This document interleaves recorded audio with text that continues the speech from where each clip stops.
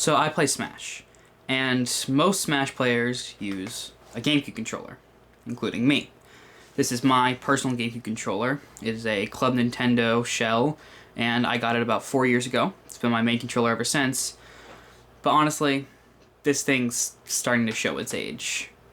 It's been dropped a million times, the shell's all dented, I've gone through a few different sticks, and I think it's time to retire it for something better. So, let's build a GameCube controller.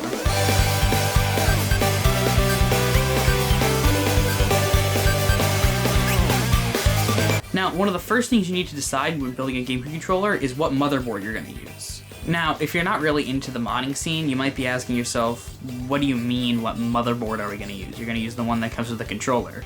But really, right now, there are 3 different boards that people mainly use. You have OEM, which is just what comes from the factory, what Nintendo's been making for over 2 decades. You have cardboard, which uses the same chip as the OEM, but it adds some features to the motherboard that OEM doesn't really have that are very useful. And you have the phobe. Now, phobes are really, really cool. They're a lot more precise than OEMs, they last longer than OEMs, they have a lot more customization than OEMs, but they're expensive. And I personally have a few issues with phobes that make me a little bit scared to use them. Now, the main draw of phobes is that they use Hall effect sensors instead of potentiometers to read analog stick coordinates. Now, potentiometers are what Nintendo's been using for decades.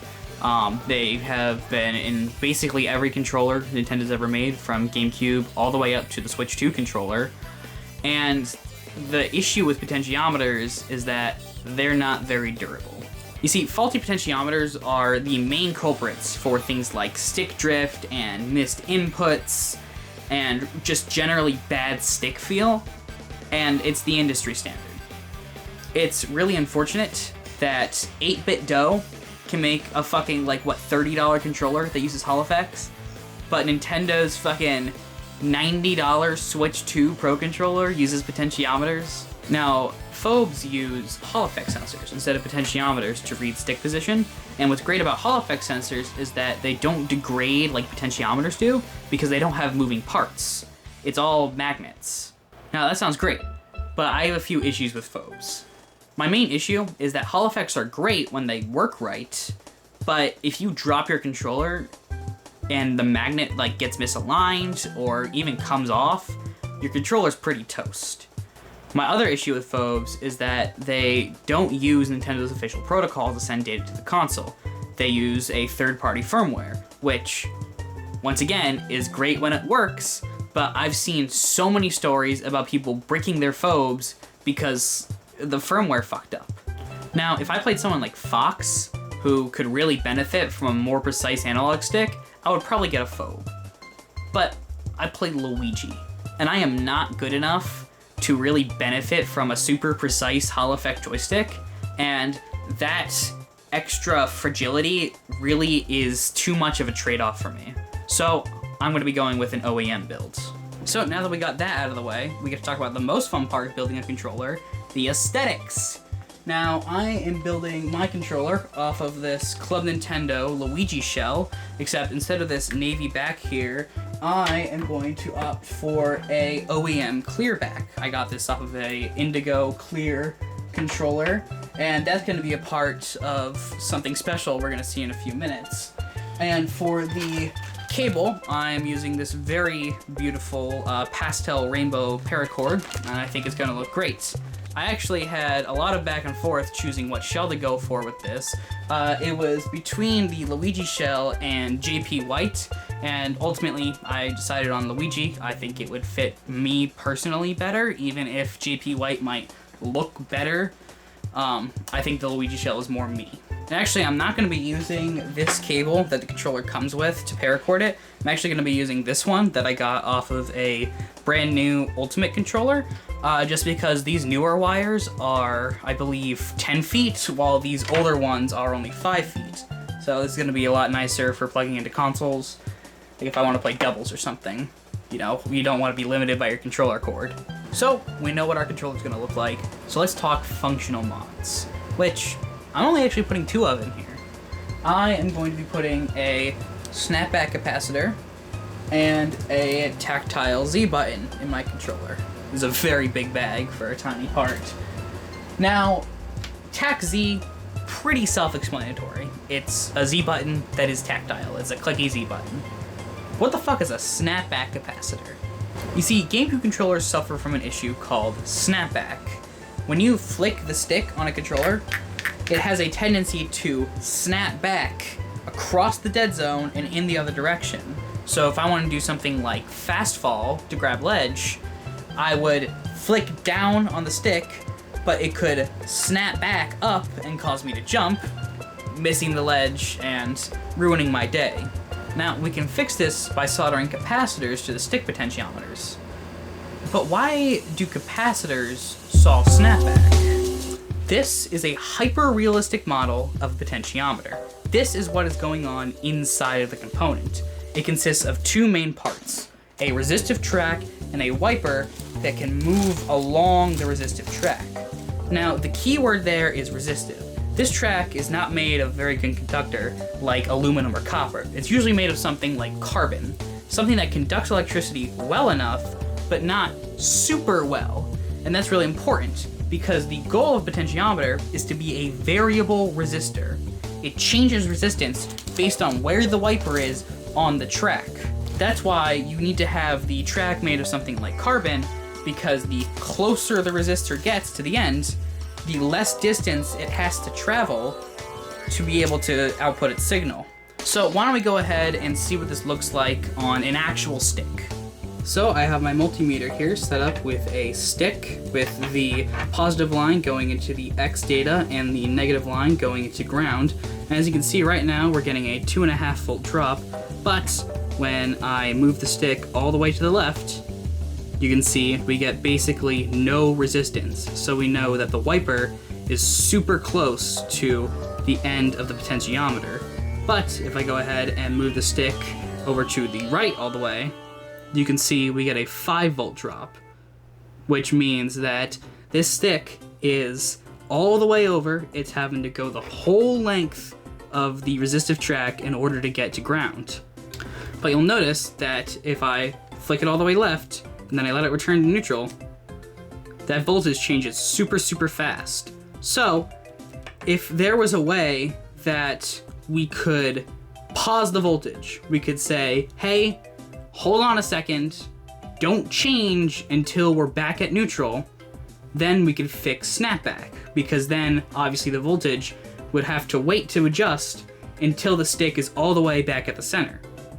Now, if only there was some way that we could like resist that change in voltage, so we could slow it down. We could, stop it from happening so quickly. On a completely unrelated note, this is a capacitor. So capacitors are made of two metal plates that are put really close to each other, but they're not allowed to touch. In fact, most capacitors, basically every single capacitor you'll find, has a non-conductive material in between the plates so they can get as close as possible without touching. Now, capacitors take advantage of something called an electrical field. Basically, what happens when you apply a voltage across a capacitor using, let's say, a battery, what'll happen is on the plate that is connected to the positive terminal of the battery, electrons are going to flow from that plate into the battery, and it's going to create a bunch of electron holes. So that plate is going to become positively charged because it has less electrons than it should.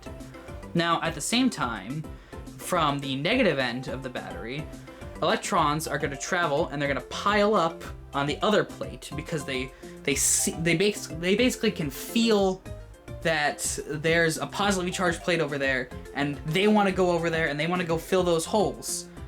But they can't, obviously, because there's some sort of dielectric material between the plates. And remember that the flow of electricity is the flow of electrons from the negative terminal to the positive terminal, even though we think of the flow of electricity differently. I'm on a tangent. But basically what happens is you have these two plates, so now you have electrons piled up on this plate, and then you have holes piled up on this plate, and so you create a charged capacitor. That capacitor now has a charge, it's polarized. And so what happens is when you put a load across them, that means that those electrons they can now go see their proton holes. They can go fill all the holes in the other plate, and so everyone's happy, and the capacitor discharges. It loses its polarity.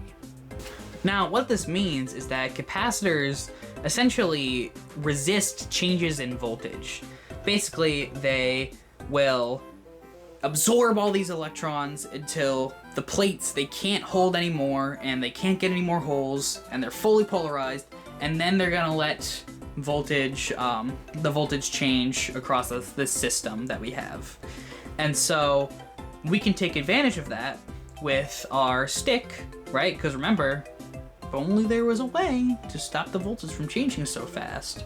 Well, we can do that with our capacitors. So let's go ahead and try and hook up a capacitor to our potentiometer on the stick and see if that changes how fast the voltage changes. So here we have the exact same setup as last time, except of course we have our capacitor here. And actually, I think a way better way to show how the capacitor stores a charge is to just unplug it from voltage. So I'm gonna go ahead and just unplug the green pin here. And as you can see, we have our green pin. Our voltage is steadily dropping, but our capacitor is trying to resist the change in voltage. It really wants that change in voltage to stay, I guess right now around 2.1, even though it should be dropping to 0. And so that's the capacitor storing that charge. It's resisting that change in voltage, even if it is losing gradually. That's enough to sort of give the stick time to adjust back to neutral and prevent snapback. So I'm gonna go ahead and install these mods. I'm sure we're gonna come up with a really sick transition into the next bit of the video. So here is our controller with all the functional mods in here. We have our snapback module. There's actually a couple interesting things about this we'll get into after we go over the other ones. We have our taxi, which I don't know if you can hear it, but it feels pretty nice and it sounds pretty nice. And we have our paracord here, and I actually decided to do a surprise mod. Decided to put a JST connector here to have a removable cable just to make it easier for maintenance. And coming back to the snapback mod here, so this is actually what's called a heartbeat module. And so basically, instead of just having capacitors attached to all these dip switches, you also have a couple of resistors, and so those are wired directly to the potentiometers, and the goal is basically to reduce POD, or potentiometer oddity degradation effect, basically when your pots degrade, because that's what they do. Potentiometers, very famous for degrading. And the other interesting thing about this is if I go ahead and take this out of the shell and I flip it over, you'll see that it's actually wired to the front of the board on these surface mount capacitor pads here. Now, most snapback mods are actually going to be installed on the potentiometers. If I go ahead and lift up this plastic bracket here, you can see these 3 and 3. That's usually where you install heartbeat mods, but I think I got this one from Kadano, and basically his design mounts to the front, just... My rumble motor keeps falling out. But basically, Kadano wired his for the front just to make it easier to replace potentiometers, so that's pretty cool. Now, this controller is awesome. It looks awesome, it feels awesome, but there's just one thing about it that irks me. It's not gaudy enough, dude. I need people to know that I'm special, that I'm better than them. So we have to do something. Something like RGB gamer lighting. Oh, wow, would you look at that? That's crazy. Basically what you have here is you have 5 LEDs, one here, one here, one here, one here, and one here. And it's just connected to an Arduino that's driving them, that's hooked up to the power, and it's actually also hooked up to data, so they're reactive. I can do things, and they'll react to the button inputs. It's really, really sick. So yeah, that's RGB gamer lighting. Well, now that I got a controller, nothing left to do now but practice. After all, there's so much more Melee to be played.